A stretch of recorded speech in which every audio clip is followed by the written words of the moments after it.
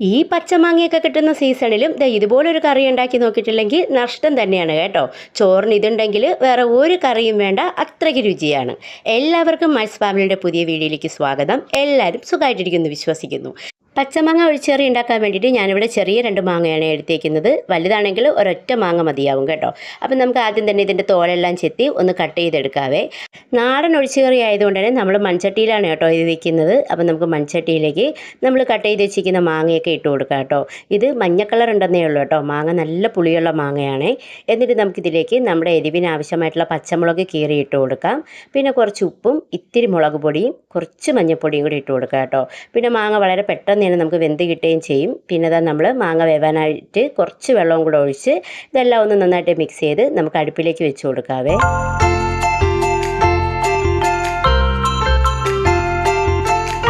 മാങ്ങ വെന്ത് കിട്ടുന്ന സമയം കൊണ്ട് തന്നെ നമുക്ക് കറിക്ക് വേണ്ടിയിട്ടുള്ള അരപ്പ് തയ്യാറാക്കാം. അപ്പോൾ അതിന് മിക്സിയുടെ ജാറിലേക്ക് ഞാൻ 2 പിടി തേങ്ങ ഇട്ട് കൊടുക്കുന്നുണ്ട്.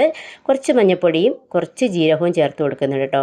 ഇനി ഒരു 2-3 കൊച്ചുള്ളിയും കൂടി ഇട്ട് ഇത്തിരി വെള്ളവും കൂടെ ഒഴിച്ചിട്ട് നമുക്ക് നല്ല രീതിക്കൊന്ന് അരച്ചെടുക്കാം. നമ്മൾ വെണ്ണ പോലെ അരയ്ക്കുന്നെന്ന് പറയുന്ന പോലെ നല്ല രീതിക്കൊന്ന് തരിയൊന്നും ഇല്ലാണ്ട് അരച്ചെടുത്ത് വയ്ക്കാം. ആ സമയം കൊണ്ട് തന്നെ നമ്മുടെ മാങ്ങാ കഷ്ണങ്ങളും എല്ലാം നന്നായിട്ടൊന്ന് വെന്ത് വന്നിട്ടുണ്ട്. അപ്പം നമുക്ക് ഈ സമയം ഒന്ന് തവി കൊണ്ട് ഈ മാങ്ങയുടെ കഷ്ണങ്ങളെല്ലാം ഒന്ന് ഉടച്ചു കൊടുക്കാം കേട്ടോ. ഉടച്ചെടുക്കുമ്പോൾ തന്നെ ഉണ്ടല്ലോ നല്ലൊരു കുറുകിയ ഗ്രേവി പോലെ വരും. ഇനി ഇതിലേക്ക് നമ്മൾ അരച്ചു വെച്ചേക്കുന്ന അരപ്പും കുറച്ച് മിക്സിയുടെ ജാറിലേക്ക് ബാലൻസ് കുറച്ച് വെള്ളവും കൂടെ ഒഴിച്ച് ഇതിലേക്ക് ഒഴിച്ചു കൊടുക്കാം. ഇനി നമുക്കിത് നന്നായിട്ടൊന്ന് ഇളക്കി കൊടുക്കണം കേട്ടോ.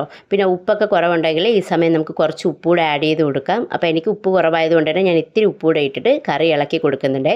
ഈ കറി തിളയ്ക്കാൻ പാടില്ല. തിളയ്ക്കുമ്പോഴത്തേക്കും നമ്മുടെ തേങ്ങയെല്ലാം ഒന്ന് പിരിഞ്ഞു പോകും. അപ്പോൾ അത് കറി ഒന്ന് ചൂടായി വന്നപ്പോഴത്തേക്കും ഞാൻ അതിലേക്ക് ഒരു ചെറിയ സ്പൂണ് ഉലുവപ്പൊടിയും കൂടെ ചേർത്ത് കൊടുക്കുന്നുണ്ട് കേട്ടോ. അപ്പോൾ ഉലുവപ്പൊടിയും കൂടി ഇട്ടിട്ട് നമുക്ക് വീണ്ടും ഒന്ന് ഇളക്കി കൊടുക്കാം. നമ്മുടെ കറി ഇപ്പം ഒന്ന് നല്ല രീതിക്ക് ഒന്ന് ആവി വന്ന് ഒന്ന് പതഞ്ഞ് വന്നിട്ടുണ്ട്. അപ്പം നമുക്കിത് ഓഫ് ചെയ്യാം കേട്ടോ. ഇതാണ് പരുവം. ഇനി നമുക്ക് ഈ കറിയിലേക്ക് ഒരു താളിപ്പിന് വേണ്ടിയിട്ട് ചെറിയൊരു പാന് ചൂടാക്കി വെളിച്ചെണ്ണ ഒഴിച്ചു കൊടുത്തിട്ടുണ്ട്. അതിലേക്ക് കടുകിട്ട് പൊട്ടിച്ചു കൊടുത്തിട്ട് 2 ചെറിയ കഷ്ണം ഉണക്കമുളക് ഇട്ട് കൊടുക്കുന്നുണ്ട്. കുഞ്ഞുള്ളി അരിഞ്ഞതിട്ട് കൊടുക്കുന്നുണ്ട്. ഇതിൽ ഉള്ളിയുടെ കളറൊന്ന് മാറി വരുമ്പോഴത്തേക്കും ഇത്തിരി കറിവേപ്പിലയും കൂടി ഇട്ട് ഇളക്കി കൊടുക്കാവേ. ഇനി നമുക്കിതിലേക്ക് ഒരു ചെറിയ സ്പൂണ് മുളക് പൊടിയും കൂടി ഇട്ട് നന്നായിട്ടൊന്ന് വഴറ്റിയെടുത്താൽ നമ്മുടെ താളിപ്പ് റെഡി ആയിട്ടുണ്ട്. അപ്പോഴത്തേക്കും നമ്മുടെ കറിയെല്ലാം ചെറിയ രീതിക്കൊക്കെ ചൂടൊക്കെ പോയി ഇരിപ്പുണ്ടേ. ഇതിലേക്ക് നമ്മുടെ താളിപ്പൂടെ ഒഴിച്ചു കൊടുക്കാം. ഈ താളിപ്പ് ഒഴിക്കുമ്പോൾ തന്നെ ഉണ്ടല്ലോ ഒരു നല്ല മണമാണ് കേട്ടോ വരുന്നത്.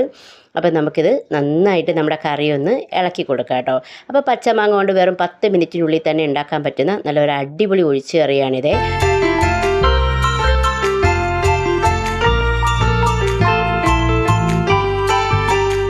കുട്ടികൾക്കൊക്കെ ഒത്തിരി ഇഷ്ടപ്പെടും കേട്ടോ ഈ ഒരു റെസിപ്പി എന്ന് പറയുന്നത്. ചോറിൻ്റെ കൂടെ കഴിക്കാനായിട്ട് അടിപൊളി ടേസ്റ്റാണ്. അപ്പോൾ നിങ്ങൾ എന്തായാലും ഇതുപോലെ ഒന്ന് ഉണ്ടാക്കി നോക്കിയിട്ടില്ലെങ്കിൽ ഉണ്ടാക്കി നോക്കണം. നിങ്ങളുടെ വിലപ്പെട്ട അഭിപ്രായങ്ങളും നിർദ്ദേശങ്ങളും അറിയിക്കുക. പുതിയ വീഡിയോ മറ്റു വീണ്ടും കാണാം. അതുവരെ താങ്ക് യു.